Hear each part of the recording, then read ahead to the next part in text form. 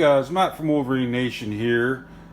Super excited today. Got the HMF slip-on for the X2 come in the mail, and I also got my ECU flash back from Weller Racing. This is Kyle's badass flash #1, I believe he calls it.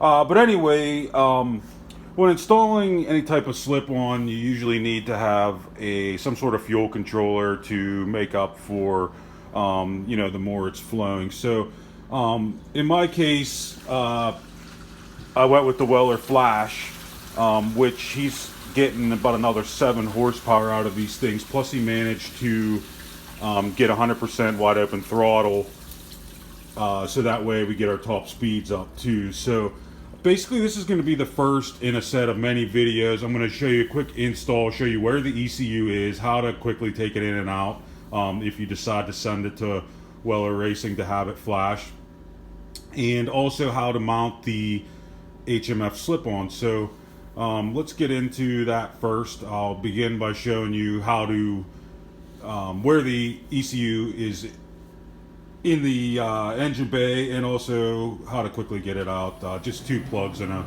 little rubber strap, but I will show you guys because I'm not sure if everybody knows where the ECU is at. Okay, so in the front of the vehicle in the X2 and X4 under the hood, this is your ECU. So basically you just take this little rubber bungee cord thing off that can be a real pain in the butt sometimes, and there's 2 plugs. If you hear this, that little clicking, just push in with a screwdriver and you can slide both of your plugs out and remove your ECU. Basically the same thing, putting it back in. It's a little hard for me to do while I'm holding the camera here, but like I said, self-explanatory. And then if you want to ship it out to get flashed, that's where you pull it out and put it back in at. But let's get tore into this exhaust. Okay, on the rear of the machine, basically there's 4 12mm bolts, 2 holding the shield in and 2 holding the muffler itself on, or the slip on. Basically what I did is unbolted all of them and unbolted the bottom, actually pulled the bottom spring out from underneath. So then all that was hanging was the top spring. Dropped the exhaust down and pulled the top spring. It basically falls out. Pretty self-explanatory. Let me get into this HMF slip-on here and see what we got to do to get it mounted correctly. Okay, I just want to show you guys some stuff on the bench. With the old exhaust off, basically you get this bracket here, slide. There's 2 clips you got to slide on there. The pictures are pretty decent, and then you slide this piece through the bottom of this, tighten these bolts. There's a bolt and a washer on each of those. Then you basically just line your muffler up. They give you bolts, washers, and a nut, these 2, and then they say to leave those loose. And then basically we're just gonna bolt it onto the machine using these 2, leave them loose, hook up the springs, which we'll see how fun that'll be, and then snug everything up, make sure the donut on the gasket and everything's all centered. So I'm gonna try that and we'll see how it goes.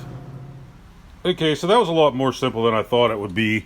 I basically got the donut lined up and got a pair of vice grips on both springs right around in here, and just pulled them, plopped them right on. So it looked like it was tight, but no issues there. It was actually harder tightening the bolts up underneath than it was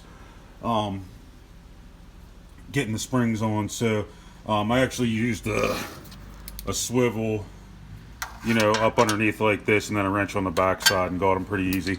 But basically they give you the tip. If you want to run the spark arrestor, just plop that in and then take the 4 Allen bolts out, and I'm going to run mine down like that. But I'm going to do that, and then we'll see how she sounds. Okay, so it's all together and running here. We got the tip on. Definitely has a growl to it. It sounds pretty mean at idle, actually. I don't think the video is really going to do it justice. This is the quiet core exhaust. I don't think I would want the louder one, I think it'd be way too loud. I kind of want to keep it as close to stock decibels as possible, especially since Yamaha took the time and effort to make this thing nice and quiet. So, I mean, I'm happy with the sound. It definitely has a growl to it. But I'm going to maybe take her for a spin here. Another thing I wanted to show you guys, I put the Yamaha sells the 27-inch EFX motoclaws. They are 27 by 10 by 14-inch all the way around, and these 14-inch KMC machete bead locks. They're a real nice wheel. Like I said, it's a square setup. All the bolts are flush on the bead lock rings, which is nice, and your valve stem sits back real nice quality wheel. I had these tires on my X4 and really liked them. I only had a couple hundred miles on them, but they did extremely well, especially in some wet snow and you know, light mud situations. So they are a heavy tire, but we're going to be running this setup, and I'm going to take her for a spin here. But I'm going to be doing also another video of changing up the clutch weights. So we're going to incorporate the Adventure Pro with this 27-inch tire kit, Weller's ECU flash, the HMF Quiet Core slip-on, and UTV Engineering's high velocity weights. We're going to go through each set of those, see what each set does differently, you know, roughly what the top speeds are, the quickness, RPM levels, stuff like that. So I'm going to take this thing for a spin. I can't wait to see how it runs. I've been in quite a bit of contact with Kyle Anderson from Weller Racing, and he has an X4 and has been pretty stoked about getting stuff made for these. So this is definitely a step in the right direction. Weller's you know, quality aftermarket company that makes, you know, quality parts and racing accessories. So I bought a set of Dragonfire harnesses off them. Then I got this flash. They also do sell this HMF pipe and will be stocking it as well. So the flash itself, I believe he's selling for like $2.99, and the HMF slip-on Quiet Core comes in around I believe $3.99, but I believe HMF is offering a $50 rebate. But like I said, all this stuff is available at Weller Racing. And the wheels and tires, the KMC bead locks, and the EFX motoclaws are available as a package through Yamaha. So stay tuned, more videos to come, and we'll get this all sorted out.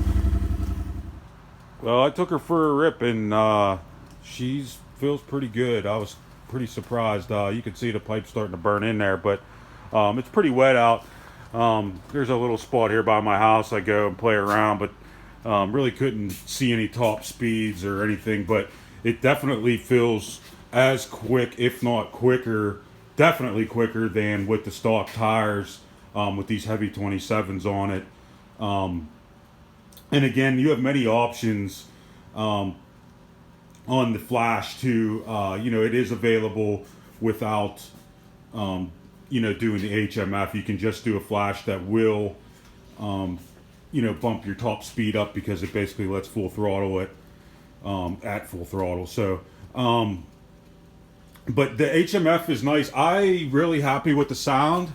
It is the Quiet Core, like I said, but there is, I mean, I have the soft cab on, so I am getting a little bit of drone in the cab. It's definitely not as quiet as stock. So if you want to keep it as quiet as stock, don't bother doing this pipe. But it's definitely manageable and not too bad, and it sounds good, like a quality good, not like a, you know, a scary, loud, annoying pipe. So I'm happy with it so far, and I can't wait to get it out tomorrow. And once we get the clutching figured out here by the house, I'll get it how I feel like I like it on the trails, and then maybe I'll haul it somewhere where I can get a little bit longer area to do top speed. I'm not super concerned with the top speed thing. I was happy with the 52. I mean, I think 60 mile an hour will be more than enough, and I think we will definitely see 60 with this setup with the 27s, the flash, and the pipe. So, you know, I think I'll be completely happy with that. I'm more about how it feels on the trail. I want to make sure I keep the torquiness. So, like I said, I'm going to be going through a bunch of different weights by UTV Engineering, and we'll be going through basically stock down to 14. Stock's 22 grams. So we'll see what fits my setup and my routing the best, and hopefully it'll outline what you guys are trying to do with bigger tires or mudding or climbing, or if you're road riding and need top speed. So like I said, we'll try to get as much info as we can tomorrow using the Yamaha's new Adventure Pro in the timing mode, and we will go from there. Hope you guys enjoyed. Thanks.